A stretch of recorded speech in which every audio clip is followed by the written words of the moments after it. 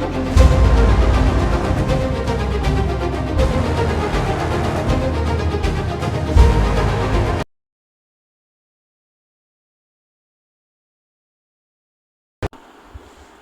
Everyone, once again welcome to the channel geography for you. हमने last video में book 2 that is India people and economy class 12 उसका हमने first chapter start किया था, जिसका नाम है population, distribution, density, growth and composition. और इसमें हमने जहाँ तक कवर किया था, आई होप कि आप लोगों ने वहाँ तक स्टडी कर लिया है, और जिन्होंने नहीं किया है उनके लिए मैं प्रीवियस वीडियो का लिंक भी डाल दूँगी ताकि आप उसको रिवाइज़ कर सकें। तो हमने ग्रोथ ऑफ पॉपुलेशन तक डिस्कस कर लिया था और स्टेजेस ऑफ ग्रोथ भी हमारी कंप्लीट हो चुकी थी। आज हमें स्टार्ट करना है सेकंड में पार्ट में regional variations in population growth. पहले तो यहाँ पर एक रीजनल वेरिएशन वर्ड का क्या मीनिंग है इसको समझ लीजिए। Geography is a spatial science, ये हम लोगों ने बहुत बिगनिंग में ही समझ लिया था, क्लास 11th में ही हमने ये जान लिया था कि ज्योग्राफी जो है वो बेसिकली स्पेस को स्टडी करती है, जो कुछ भी अर्थ के सरफेस के ऊपर है उसको स्टडी करती है। तो यहाँ पर भी जब हम रीजनल वेरिएशंस की बात करें तो हम एक्चुअली स्पेशियल सेंस में कि स्पेस पे हमारे कंट्री में कहाँ पर क्या कैसे ग्रोथ रेट है, कैसी पॉपुलेशन है, जब हम इन पैरामीटर्स को स्टडी करेंगे तो वो हो गया रीजनल वेरिएशन या स्पेशल वेरिएशन। ओके, तो यहाँ पे हमें किस चीज़ का रीजनल वेरिएशन स्टडी करना है? पॉपुलेशन ग्रोथ का। अगर हम पॉपुलेशन ग्रोथ की बात करें कि होता क्या है, it's a difference between birth rate and death rate that we call as a natural growth rate.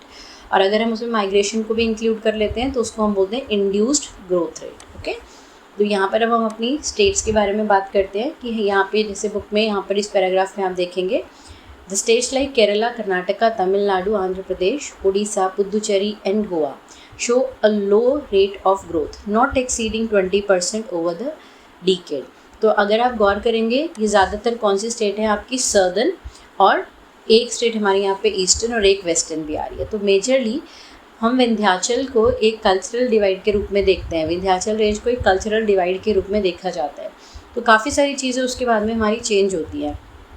ऐसे ही डेमोग्राफी की टर्म्स में भी अगर हम देखें तो नॉर्थ इंडिया, सेंट्रल इंडिया और साउथ इंडिया तीनों में काफ़ी वेरिएशन है। जैसे जैसे लिटरेसी रेट इंक्रीज़ होता हुआ हमें दिखता है, वैसे ही हम देखते हैं कि ग्रोथ रेट भी डिक्लाइन होता है। ओके, और केरला की अगर हम बात करें, केरला जो कि हम सब जानते हैं कि लिटरेसी में टॉप पर है हमारी कंट्री में, तो वहाँ का ग्रोथ रेट लोवेस्ट है। तो यहाँ पे आप सबको ये चीज़ ध्यान रखनी है कि हाँ, एक तरह का ये इन्वर्स रिलेशनशिप है। जितने ज़्यादा हमारा एजुकेशन बढ़ता जाएगा, लाइफस्टाइल लोगों का इम्प्रूव होता जाएगा, उतना ही हमारा बर्थ रेट कंट्रोल आता जाएगा।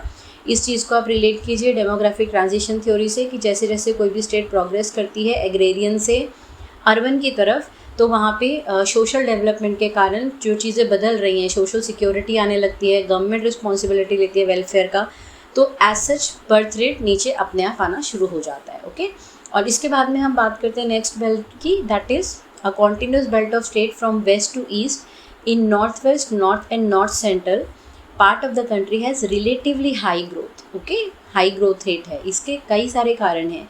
एक तो लिटरेसी में ये स्टेट्स थोड़ी सी पीछे हैं, दूसरा इसका मेन कारण क्या है, ये एग्रेरियन स्टेट्स हैं, और शुरू से ही एग्रीकल्चर इंडिया में ज़्यादा क्या रहा है, मैनुअल रहा है। हमारे यहाँ पर अभी भी बहुत लिमिटेड नंबर के आपको फार्मर्स मिलेंगे जिनके पास में सारी टेक्नोलॉजी अवेलेबल है। तो क्योंकि जब आपको हाथों से काम करने वाले लोग ज़्यादा चाहिए, तो उसके लिए बहुत इंपॉर्टेंट होता है कि आपके अपने परिवार बड़े हों। तो जब तक बच्चे एसेट हैं तब तक परिवार बड़े होंगे। जब बच्चे लाइबिलिटी होने लगेंगे, जब उनको एजुकेशन लेने बाहर भेजना पड़ेगा, उनके ऊपर ज़्यादा इन्वेस्ट करना पड़ेगा, तो जब वो लाइबिलिटी है तो फिर हमारा बर्थ रेट ऑटोमेटिकली कम आता है। तो ये एग्रेरियन स्टेट होने के कारण, पेट्रार्कियल स्टेट होने के कारण इन स्टेट्स में हम देखते हैं कि हमारी पॉपुलेशन का ग्रोथ रेट कंपैरेटिवली ज़्यादा है। It is the belt comprising Gujarat, Maharashtra, Rajasthan, Punjab, Haryana, Uttar Pradesh, Uttarakhand, Madhya Pradesh, Sikkim, West Bengal, Bihar, Chhattisgarh, Jharkhand. Okay, then we have the growth rate is average remain 20 to 25. next we come to the 2001 से लेके 2011, इट्स अ डीकेड। ओके, इस decade में अब हम देखते हैं कि स्टेट्स और यूनियन टेरिटरीज़ का भी इसमें देख लेते हैं। The growth rate of almost all the states and union territories have registered a lower compare to the previous decade. तो इसका मतलब है कि इन जनरल हमारे कंट्री में ग्रोथ रेट कम आ रहा है, मगर प्रॉब्लम क्या है, जैसे हमने पीछे डिस्कस किया था कि हमारा बेस पॉपुलेशन बहुत बड़ा है, उसमें अगर थोड़ा सा भी अप्लाई करोगे आप ग्रोथ रेट को या फिर उसमें थोड़ा सा भी एडिशन होगा तो वो भी मिलियंस में ही दिखता है या फील होता है। और इसीलिए हमारी पॉपुलेशन जो है वो हमें काफ़ी ज़्यादा ट्रबल दे रही है आज के टाइम में कि इसको हम कैसे कंट्रोल करें, कैसे रिसोर्सेज को इसके बराबर पर लाकर खड़ा करें।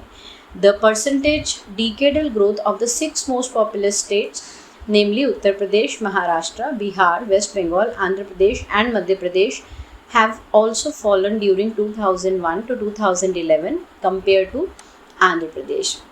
Okay, compared to 1991 to 2001. Okay, the fall being the lowest for Andhra Pradesh and highest for Maharashtra. मतलब परसेंटेज वाइज गिर रहा है, हर जगह पर गिर रहा है। ओके, मगर हमारे को अभी भी और ज़्यादा डिक्लाइन की ज़रूरत है। तमिलनाडु का 3.9% है, पुदुचेरी 7.1।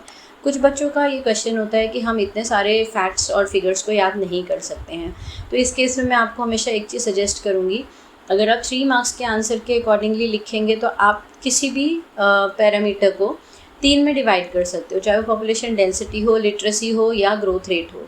एक हाई, एक मॉडरेट और एक लो। ओके, तो जब जो स्टेट्स हाई में पड़ती हैं आप उनको एक ग्रुप में रख करके क्लब करो और क्यों है वहाँ पे हाई उसके साथ रिलेट करो। जहाँ पे लो है उनको एक ग्रुप में क्लब करो और वहाँ पे क्यों है लो, जो भी फिनोमिना स्टडी कर रहे हो उसको एक ग्रुप में रखो। और उसके बाद में सेंटर में जो रह जाएगा दैट इज़ मॉडरेट, क्योंकि वहाँ कुछ भी एक्सट्रीम कंडीशंस नहीं है। ये फॉर्मूला आप सारे पॉपुलेशन डेटा के ऊपर अप्लाई कर सकते हो। और अगर यही क्वेश्चन 5 मार्क्स में आ जाता है तो पहले आप बात करेंगे इसमें नेशनल एवरेज की, और उसके बाद में 3 ये वाले पॉइंट्स हो गए, और लास्ट में जैसे यहाँ पर ये हमारा एक स्पेशल डेटा आता है यहाँ पर कि कुछ जो मोस्ट पॉपुलर स्टेट्स हैं उनमें क्या हो रहा है। तो ऐसे कुछ मोस्ट पॉपुलर स्टेट्स के एग्जांपल्स आप, या जैसे आप डेंसिटी करोगे तो उसमें लोएस्ट और हाईएस्ट डेंसिटी वाले स्टेट्स को आप ले सकते हो। ओके, तो इस तरीके से आप एक 5 मार्कर आंसर अपना तैयार करें, और जितना आप पॉइंट्स में आंसर को प्रिपेयर करेंगे उतना आपको आगे लर्न करने में ईजी होगा। ओके, अब इसी के बाद में हम यहाँ पर एक आते हैं, इसमें बहुत इंपॉर्टेंट एस्पेक्ट हमारा आता है एडोलसेंट पॉपुलेशन। एडोलसेंट पॉपुलेशन जिसको हम कौन से एज ग्रुप को मानते हैं, एडोलसेंट 10 से लेके 19 साल का जो हमारा एज ग्रुप है उसको हम एडोलसेंट पॉपुलेशन मानते हैं। और ये कितना है 2011 के हिसाब से हमारे कंट्री में 20.9%। सो आप सोचिए कि जिस कंट्री में 20.9% एडोलसेंट पॉपुलेशन हो उनके लिए कितना इम्पॉर्टेंट हो जाता है उनके ऊपर ध्यान देना, क्योंकि यही ग्रुप है जो आगे जा कर के हमारा वर्किंग पॉपुलेशन का ग्रुप बनने वाला है। क्योंकि हम वर्किंग पॉपुलेशन 15 ईयर्स ऑनवर्ड्स मानते हैं, तो 15 ईयर्स वाले से ऊपर वाले तो ऑलरेडी आ गए, और 19 तक जाते जाते काफ़ी सारे लोग जो हैं फुल टाइम एम्प्लॉई हो जाएंगे। तो हमें उनको अगर हम ध्यान में रखें, इतना बड़ा वर्कफोर्स है हमारा, तो उनकी क्या प्रॉब्लम्स है, उनके क्या चैलेंजेस हैं और उनको कैसे एम्पावर किया जाए, ये एक हमारे लिए बहुत बड़ा इंपॉर्टेंट इशू है। ओके, यहाँ पर अगर हम बात करें कि मेल एडोलसेंट कितने हैं हमारी पॉपुलेशन में, तो 52.7 है आउट ऑफ दिस 29, और फीमेल 47.3। तो लगभग दोनों का रेशो आसपास में ही है, बहुत मेजर डिफरेंस नहीं है। अब एडोलसेंट पॉपुलेशन की अपनी जो कुछ पहले तो इसकी खूबियाँ क्या हैं, ये बहुत एनर्जेटिक वाली एज होती है, इसमें आपके अंदर बहुत हाई पोटेंशियल होता है। तो अगर आपको सही गाइडेंस मिले, सही दिशा मिल जाए, तो इस एज ग्रुप को मोल्ड करना एक अच्छी सक्सेसफुल लाइफ की तरफ बहुत आसान होता है। मगर उसके साथ एक और बड़ी प्रॉब्लम भी है कि यही इनकी जो क्वालिटी है कि इनको आसानी से किसी भी डायरेक्शन में मोड़ा जा सकता है, और इसीलिए अगर इन्हें सही गाइडेंस ना मिले तो एक गलत दिशा में भी उतनी ही आसानी से मुड़ जाते हैं। तो आप इसीलिए देखते होंगे कि कहीं पर भी कुछ भी पॉजिटिव हो रहा होता है तो उसमें भी हम यूथ को ही आगे करने की कोशिश करते हैं, और कहीं कुछ नेगेटिव हो रहा है, रॉइड्स वगैरह हो रहे हैं, तो उसमें भी लोग यूथ को ही आगे करते हैं, क्योंकि अगेन उनको गाइड करना या मिस गाइड करना दोनों ही आसान है। ओके, और आज की सोसाइटी में हमारे साथ समस्या क्या है कि ये मेजर पार्ट हमारा एडोलसेंट का गाइडेड नहीं है, मिस गाइडेड है, और उस वजह से कुछ और प्रॉब्लम्स यहाँ पर फेस करनी पड़ती हैं, जैसे कि लोअर एज एट मैरिज।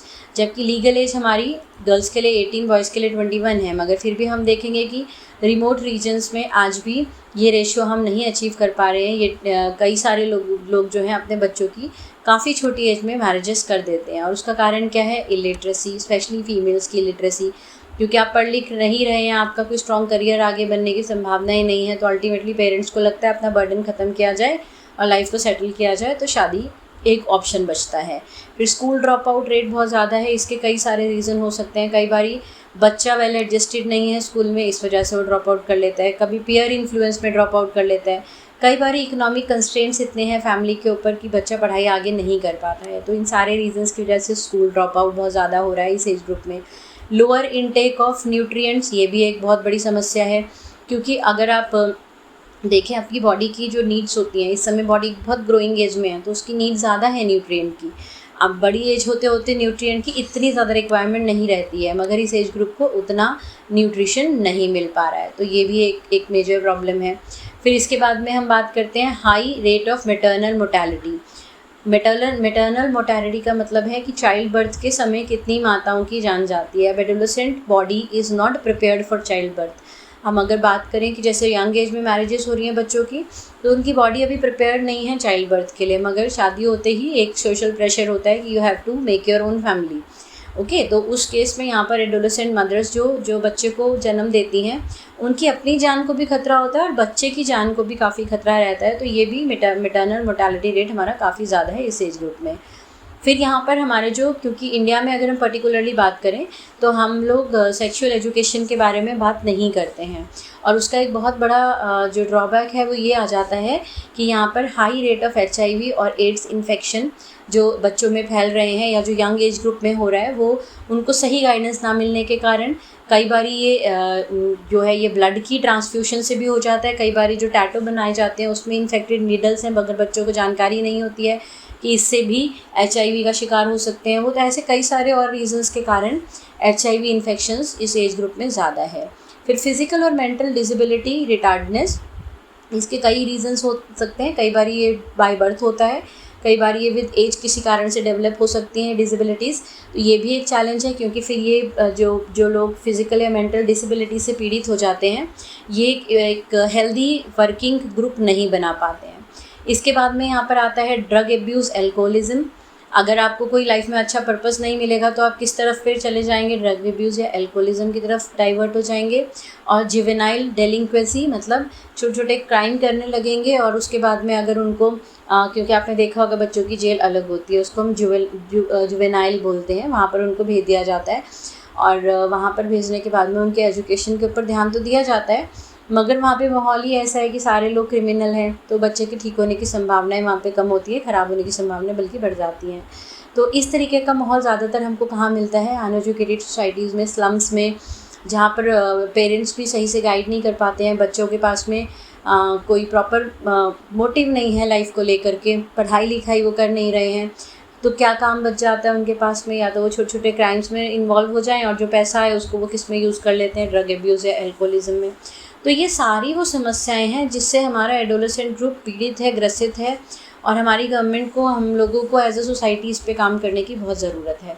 तो अब हम अपने लेवल पे जो चीज़ें कर रहे हैं वो तो एक कॉन्टीन्यूस प्रोसेस है, बट गवर्नमेंट ने इस ग्रुप को पर्टिकुलरली ध्यान में रखते हुए क्या किया है, गवर्नमेंट ने इस ग्रुप को ध्यान में रखते हुए नेशनल यूथ पॉलिसी लेकर आए in the year 2014। Okay, national youth policy जो है उसका विज़न क्या था, ये विज़न यहाँ पर ये इम्पॉर्टेंट है, ये पूछा जा सकता है एग्ज़ाम में।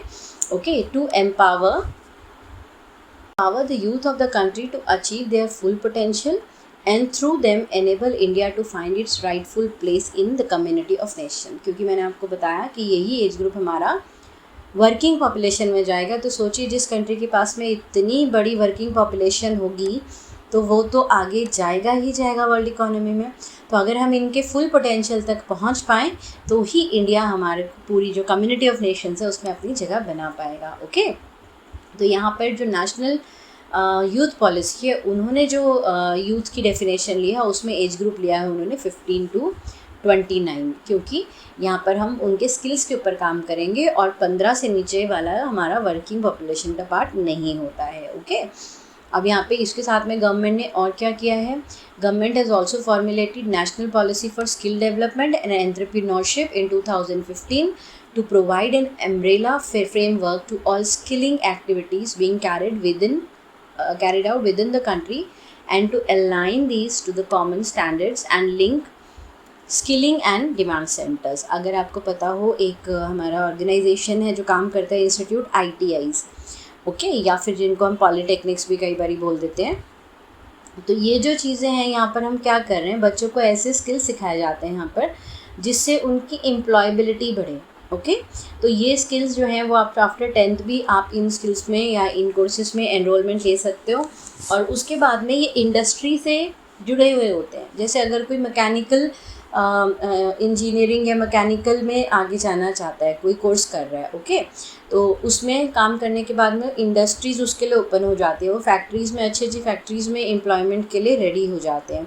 तो ये डिमांड सेंटर्स के साथ इनको जोड़ा जाता है। जो भी स्किल यहाँ पर सिखाए जाते हैं वो किसी ना किसी तरह से आपको एम्प्लॉयमेंट की ओर लेकर जाते हैं। ओके तो एक जब आपके पास में एक विज़न होगा, एक वजह होगी आगे पढ़ने की, कुछ करने की, आपके पास में एक स्किल होगा कि आप अच्छे से अपनी अर्निंग कमा सकते हैं, तो फिर क्राइम्स की तरफ जाने की कोई ज़रूरत ही नहीं बचेगी। ओके तो ये 5 मार्क का क्वेश्चन बनता है यहाँ पर से पूरा एडोलेसेंट पॉपुलेशन के ऊपर, उनके प्रॉब्लम्स, उनके चैलेंजेस, और उसके बाद में गवर्नमेंट ने क्यों क्या किया है उनके लिए और वो क्यों हमारे लिए इतने इंपॉर्टेंट है। तो ये पूरा आप एक 5 मार्क का आंसर यहाँ से ज़रूर तैयार करें। इसके बाद में हम आते हैं पॉपुलेशन कॉम्पोजिशन के ऊपर। अभी तक हमने जो बात करी वो नंबर्स की बात कर रहे थे कि कहाँ पे कितने लोग हैं हमारे कंट्री में, कितनी डेंसिटी है, ग्रोथ रेट क्या है। अब हम कैरेक्टरिस्टिक्स की बात करेंगे। ओके कि ये जो पॉपुलेशन है हमारी, अब हमने काउंटिंग तो कर ली हर तरीके से, बस अब इन लोगों की क्वालिटी क्या है। ओके क्वांटिटी अभी तक हमने स्टडी किया, अब हम बात करेंगे क्वालिटी की। उनका एजुकेशन क्या है, उनका रिलीजन क्या है, उनका जेंडर क्या है। ओके ये सब चीज़ें जब हम बात करते हैं, उनका रेजिडेंस कहाँ पर है, इसको हम क्या बोलते हैं, पॉपुलेशन कॉम्पोजिशन। ओके तो पॉपुलेशन कॉम्पोजिशन में बहुत सारी चीज़ें आ जाती हैं, बट अभी हमें जो बुक में डिस्कस करना है वो लिमिटेड है, हमें बहुत सारी चीज़ें नहीं डिस्कस करनी है। तो let's come to the first one, rural and urban composition. Rural and urban composition में हम क्या देखते हैं कि on the basis of residence, okay on the basis of residence कि कहाँ रह रहा है कोई भी इंसान, रूरल एरिया में या अर्बन। अब रूरल और अर्बन की डेफिनेशन यहाँ पे आपको पता होनी चाहिए। रूरल मतलब विलेजेस, ओके जहाँ पे मेन ऑक्यूपेशन क्या है लोगों का, कोई भी ऐसा एरिया जहाँ पे मेजॉरिटी ऑफ पीपल, लगभग 70% आबादी एग्रीकल्चर और अलाइंड एक्टिविटीज़, मतलब कृषि और उसके जो और उसी के साथ जो जुड़े हुए व्यवसाय हैं उनमें लगी हो, तो उसको हम क्या बोलेंगे, रूरल एरिया। ओके ग्रामीण। और जहाँ पर मेजॉरिटी ऑफ पॉपुलेशन जो है वो नॉन एग्रीकल्चरल में हो, सेकेंडरी या टर्शरी सेक्टर में काम कर रहे हैं, तो उसको हम क्या बोलेंगे, अर्बन या शहरी। ओके तो अभी भी हमारे कंट्री में लगभग 68.8% लोग कहाँ रह रहे हैं, विलेज में या रूरल एरिया में। इसीलिए कहा जाता है कि रियल इंडिया कहाँ रहता है, गांव में, गांव में बसता है इंडिया, क्योंकि आज भी हमारी बहुत बड़ी आबादी गांव के क्षेत्र में ही रहती है। ओके अब यहाँ पर फिर सेंसस के कुछ हमारे डिटेल्स हैं। ओके कि कितने नंबर ऑफ विलेजेस हैं, इनको आप देख सकते हैं। और यहाँ पर अगर आप नोट करेंगे, you might have noted in the states like Bihar, Sikkim है very high percentage of rural population. इसका सीधा सा अर्थ ये है कि जहाँ पर भी इंडस्ट्रीज़ डेवलप नहीं होंगी प्रॉपरली, या जहाँ पे हमारे इन्वायरमेंटल कंस्ट्रेंट हैं बाकी और ऑक्यूपेशंस के लिए, वहाँ पर हमारा एग्रीकल्चर ही प्राइमरी ऑक्यूपेशन रहेगा। ओके अब इसके अलावा the states like Goa and Maharashtra have only little over half of their population residing in villages. Okay तो यहाँ पर यूनियन टेरिटरीज़ की भी इन्होंने बात करी है। यूनियन टेरिटरीज़ में सबसे जो स्मॉलर पॉपुलेशन है रूरल पॉपुलेशन का, दैट इज़ सभी में बहुत कम है, मगर बस एक एक्सेप्शन यहाँ पे कौन है, दादर एंड नगर हवेली। क्योंकि हमारी यूनियन टेरिटरीज अगर आप देखोगे वो ज़्यादातर एडमिनिस्ट्रेटिव सेंटर हैं या टूरिस्ट सेंटर हैं। ओके तो इसीलिए वहाँ पर हमारी आबादी ज़्यादातर शहरों में रहती है। अच्छा यहाँ पर एक क्वेश्चन बनता है, परसेंटेज के अकॉर्डिंगली हाईएस्ट अर्बनाइज्ड एरिया कौन सा है हमारे कंट्री का, और लीस्ट अर्बनाइज्ड कौन है। तो हाईएस्ट अर्बनाइजेशन में हमारा आता है गोवा, और लीस्ट में आता है हमारा हिमाचल प्रदेश। ओके ये मैप वर्क में भी ये क्वेश्चन आपका है, तो आप इसको ध्यान रखेंगे कि परसेंटेज वाइज जो हाईली अर्बनाइज एरिया है या अर्बनाइज स्टेट है दैट इज़ गोवा। क्योंकि नंबर्स की बात नहीं कर रहे हैं हम, यहाँ परसेंटेज की बात करें। ओके तो परसेंटेज में Goa is highest and Himachal Pradesh is lowest. Number में अगर आप बात करोगे तो in that case it would be Maharashtra, but क्योंकि मैप वर्क में परसेंटेज के अकॉर्डिंगली आता है अर्बनाइज्ड, तो मैप में आप गोवा और हिमाचल प्रदेश को ही ध्यान रखेंगे। ओके अगर हम हिल स्टेट्स की बात करें, it has less than 200% in hill states of north east India, western Rajasthan and Rann of Kutch, as high as 17,000% in the state of Kerala and parts of Maharashtra. तो अगर आप देखोगे तो जितना हमारा जो एरिया प्लेन में आएगा, फ्लैट में आएगा, जहाँ रिसोर्सेज ज़्यादा होंगे वहाँ पे विलेज का साइज़ बड़ा है। और जहाँ पर हमारा हिल रीजन आ गया या फिर वेस्टर्न राजस्थान भी हमारा क्या है, डेजर्ट का एरिया है, रन ऑफ कच्छ भी हमारा सेलाइन मार्शी लैंड है, तो यहाँ पे हमारे जो साइज़ ऑफ विलेज है वो छोटा है। ओके, तो साइज़ ऑब्वियसली आगे हम जब सेटलमेंट चैप्टर भी पढ़ेंगे तो उसमें आपको और भी क्लियर होगा कि कैसे हमारे फिजिकल फैक्टर्स जो हैं वो किसी भी विलेज की साइज़, शेप उसको डिफाइन करते हैं, डिसाइड करते हैं। ओके, तो अब इसमें इस टॉपिक में आप इतना ही अगर लर्न कर लेंगे तो that would be enough for you. It's reasons आपको पता होना चाहिए कि गांव में कोई कहीं पर रूरल एरिया क्यों ज़्यादा बड़ा है, क्योंकि अभी वहाँ पे सेकेंडरी और टर्शरी अच्छे से डेवलप नहीं हो पाया है। हो सकता है अभी वहाँ पर लोगों में एजुकेशन का रेट भी कम हो, तो वहाँ पे रूरल पॉपुलेशन ज़्यादा होगी। ओके, बट हम धीरे धीरे क्या देख रहे हैं, शिफ्ट हो रहा है। ओके, इंडिया में एक बड़ा शिफ्ट आ रहा है, ज़्यादातर लोग अर्बन एरियाज़ की तरफ माइग्रेट कर रहे हैं, क्योंकि धीरे धीरे टर्शरी सेक्टर हमारे कंट्री में काफ़ी स्ट्रॉन्ग होता जा रहा है। और जैसे अभी हमारे जो प्राइम मिनिस्टर हैं उन्होंने कॉल दिया है skill India and make in India, तो ये हमारा सेकेंडरी सेक्टर को भी मजबूत कर रही हैं ये सारी पॉलिसीज़। और धीरे धीरे इसीलिए हम क्या देखेंगे कि जैसे जैसे इंडस्ट्रियलाइजेशन होगा वैसे वैसे अर्बनाइजेशन भी तेज़ होता चला जाएगा। Okay, the growth rate of urban population has accelerated due to enhanced economic development and improvement in health and hygiene conditions. Okay, तो ये वाला टॉपिक आई होप आपको यहाँ तक समझ में आया है। अब इन्होंने इसी को थोड़ा डिटेल में आगे डिस्कस किया है। अब इसी को आगे जब डिस्कस किया है तो उसको बहुत डिटेल में आपको देखने की ज़रूरत नहीं है। ओके, क्योंकि यहाँ पर अगेन फैक्ट्स हैं सारे, तो आपको जो मेनली यहाँ पर याद रखना है कि कितना परसेंटेज हमारा रूरल में रह रहा है, कितना अर्बन में रह रहा है, हाईएस्ट और लोएस्ट कौन से हैं, यूनियन टेरिटरीज में हाईएस्ट लोएस्ट कौन से हैं, और साथ में आपको ये भी ध्यान देना है कि रीज़न क्या है, अचानक से ये शिफ्ट क्यों आ रहा है, क्यों अर्बन एरिया ज़्यादा जल्दी जल्दी डेवलप हो रहे हैं। ओके, तो यहाँ पर उसमें एक और रीज़न इन्होंने बताया, the rural urban migration is conspicuous in the cases of urban area along the main road links and railroad in northern plain, industrial regions around Kolkata, Mumbai, Mysore. Okay, तो यहाँ पर क्या दो चीज़ें हमें समझ में आ रही हैं कि अर्बन एरिया की तरफ मूवमेंट आसान होगी अगर अर्बन एरिया और रूरल एरिया कुछ मेन रोड से लिंक होंगे, मतलब ट्रांसपोर्ट अगर स्ट्रॉन्ग है रेल या रोड के थ्रू। ओके, दूसरा, अगर किसी गांव के अराउंड ऐसा कोई स्टेट या सिटी पड़ता है जहाँ पे इंडस्ट्रियल एरियाज डेवलप हो रहे हैं तो भी लोग वहाँ पर जाना पसंद करेंगे। अगेन यहाँ पर एग्रीकल्चर कहाँ रहेगा, जहाँ पे in agriculturally stagnant part of middle and lower Ganga plain, Telangana, non irrigated western Rajasthan, remote area, remote hills, tribal areas of northeast along the flood plain area of peninsular India and along the eastern part of Madhya Pradesh, the degree of urbanization remained the low।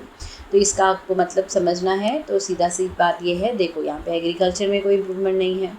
Okay, यहाँ पे irrigation का प्रबंध नहीं है कुछ इलाकों में, कुछ इलाके यहाँ पर जो हैं वो बहुत ज़्यादा पहाड़ी हैं और दूर दराज के क्षेत्र हैं, कुछ ट्राइबल हैं, कहीं पे लगातार फ्लड आते हैं। ओके, तो इन जगहों पर अभी भी अर्बनाइजेशन नहीं हो पाया है। तो ये अगर क्वेश्चन पूछा जाए कि कुछ एरिया अर्बनाइजेशन में पीछे क्यों हैं, तो ये वाले सारे फैक्टर्स आप वहाँ पर बता सकते हैं। Okay, we now come to the linguistic composition. Linguistic का मतलब होता है लैंग्वेज के बेसिस पे। तो लैंग्वेज के बेसिस पे हमारी कंट्री को हम कैसे समझ सकते हैं, डिवाइड कर सकते हैं, चलिए जानते हैं। इंडिया जो है, India is a land of linguistic diversity. Okay, और हमारा जो एक सर्वे हुआ, गैरिसन सर्वे, लिंग्विस्टिक सर्वे 1903 से लेके 1928 तक, उन्होंने क्या बताया कि हमारी कंट्री में 179 लैंग्वेजेस और 544 डायलेक्ट्स हैं। अच्छा, लैंग्वेज और डायलेक्ट में क्या फ़र्क होता है, लैंग्वेज की अपनी एक लिपि भी होती है, लिखा भी जा सकता है उसको, जैसे पंजाबी के एक उसके अपने शब्द भी हैं, हिंदी के अपने शब्द हैं, इंग्लिश के अपने शब्द हैं। ओके, मगर ऐसे ही हिंदी की एक भाषा बोली है जिसको डायलेक्ट बोलते हैं, अवधी। ओके, अब अवधी लिखी तो हिंदी की तरह ही जाती है, अलग से तो उसकी कोई लिपि नहीं बनी ना, उसकी स्क्रिप्ट नहीं है, तो इसीलिए वो हिंदी का ही डायलेक्ट या बोली मानी जाती है। ओके, तो लैंग्वेज का मतलब है भाषा और डायलेक्ट का मतलब है बोली, और दोनों में अंतर क्या है, इसकी लैंग्वेज की अपनी स्क्रिप्ट होती है या लिपि होती है और डायलेक्ट की अपनी लिपि नहीं होती है। कॉन्स्टिट्यूशन के अकॉर्डिंगली हमारे पास 22 ऐसी लैंग्वेजेस हैं जिनको हमने कॉन्स्टिट्यूशन में रिकॉग्नाइज़ किया है। ओके, और उसके अलावा बहुत सारी ऐसी और लैंग्वेजेस भी बोली जाती हैं भारत में जो कि हमारे शेड्यूल्स में नहीं है। ओके, क्योंकि अगर आप शेड्यूल्स में लिखते हो ना तो सारे ऑफिशियल वर्क उतनी भाषाओं में होने ज़रूरी हो जाते हैं, तो that would not be possible, इसीलिए हमने उसको ख़त्म कर रखा है। अभी इन्होंने एक चीज़ बोला है कि आप एक 10 का नोट देखिए, आप कोई भी एक नोट देखेंगे उसके ऊपर आपको ये सारी 22 भाषाएं दिखाई देंगी। Okay, among the selected languages the speaker of Hindi, सबसे ज़्यादा बोली जाने वाली भाषा कौन सी है हमारे कंट्री में? हिंदी। और सबसे कम भाषा जो बोली जाती है that is Sanskrit, Bodo and Manipuri, क्योंकि यहाँ पर इनको बोलने वाले लोगों की संख्या कम है। ओके, और किसी भी भाषा के ऊपर हम इतने इम्पोर्टेंस उसको क्यों देते हैं? क्योंकि भाषा के साथ में कल्चर जुड़ा होता है। अगर हम बात करें, जैसे हम यहाँ पे बोडो की बात करें, बोडो या मणिपुरी एक पर्टिकुलर एरिया में बोली जाती है। वहाँ के ट्राइबल कम्युनिटी का जो कल्चर है वो इसी लैंग्वेज में एक पीढ़ी से दूसरी पीढ़ी को हैंड ओवर किया जाता है। अगर धीरे धीरे ये भाषा ही ख़त्म हो जाएगी तो उनका कल्चर, बहुत सारा ऐसा कल्चर जो है जो किताबों में लिखा नहीं गया, जो वर्बली ट्रांसमिट हो रहा है, वो हो सकता है सब कुछ ख़त्म हो जाए, उसको जानने समझने वाला कोई नहीं होगा। ओके, तो अगर कोई भाषा लोप होती है तो उसके साथ एक पूरी संस्कृति लोप हो जाती है। इसीलिए हम भाषाओं को लेकर के इतने सेंसिटिव हैं और हम चाहते हैं कि हमारी भाषाओं को हम बचा पाएँ। अब यहाँ पर एक टेबल है जो आपको देखना पड़ेगा, इसमें से एग्ज़ाम में MCQs में क्वेश्चन आ जाते हैं। अगर हम मेजर फैमिलीज़ की बात करें, जो भाषा के परिवार हैं या ग्रुप हैं हमारे मेजर, वो कौन से हैं इंडिया में? Austric, Dravidian, Sino Tibetan, Indo European, जिसमें से इंडो यूरोपियन भाषाएं इंडिया में सबसे ज़्यादा बोली जाती है, फॉलोड बाय द्रविड़ा, देन यूर ऑस्ट्रिक और सबसे लास्ट में साइनो तिब्बतियन। ठीक है, तो अब इंडो ऑस्ट्रेलियन से स्टार्ट करते हैं। इंडो ऑस्ट्रेलियन में सबसे पहले इंडो आर्यन भाषाएं आ जाती हैं, इंडो यूरोपियन में सॉरी। अब इसमें कौन कौन सी ब्रांचेस हैं इसकी? Iranian, Dravidic, Indo Aryan. अगर आप स्टेट्स देखोगे तो ये सबसे ज़्यादा Jammu Kashmir, Punjab, Himachal Pradesh, UP, Rajasthan, Haryana, MP, Bihar, Orissa, West Bengal, Assam, Gujarat, Maharashtra, Goa, इतने सारे स्टेट्स में ये भाषाएं बोली जाती हैं। इसके बाद में हम द्रविडियन की बात करें तो मेनली ये साउथ इंडिया की तरफ पर बोली जाती है, तो साउथ, सेंट्रल और नॉर्थ द्रविडियन। ओके, तो बिल्कुल साउथ में जो बोली जा रही हैं तमिल, तेलुगु, मलयालम, कन्नड़, ये आपकी साउथ में हो गई। ठीक है, सेंट्रल में आंध्र प्रदेश में तेलुगु बोली जाती है, MP, उड़ीसा में उड़िया है, महाराष्ट्र में मराठी भाषा है। ठीक है, बिहार में बिहारी भाषा भी बोली जाती है, वेस्ट बंगाल से टच होने के कारण बंगाली भी बोली जाती है। ओके, और उड़िया का भी कुछ पार्ट आपको मिल जाएगा, तो उड़िया भी यहाँ पर बोली जाती है, वेस्ट बंगाल में बंगाली बोली जाती है। तो ये सारी भाषाएं किसके अंडर आ गई? द्रविडियन में। ओके, अब इसके बाद में ऑस्ट्रिक की बात करते हैं। ऑस्ट्रिक जो हमारी भाषा है ये मेनली हमारे ना ट्राइबल एरियाज़ में बोली जाती है। मॉन खेमर और मुंडा इसके 2 ब्रांचेस हैं, और मॉन खेमर आप देखेंगे तो किधर बोला जा रहा है? मेघालय और निकोबार ग्रुप में, तो मेनली ट्राइबल एरिया। ओके, मुंडा भी वेस्ट बंगाल, बिहार, उड़ीसा, असम, मध्य प्रदेश, महाराष्ट्र के जो ट्राइबल रीजन्स हैं ना, जो ट्राइबल बेल्ट है, उनमें बोली जाती है ये ज़्यादा।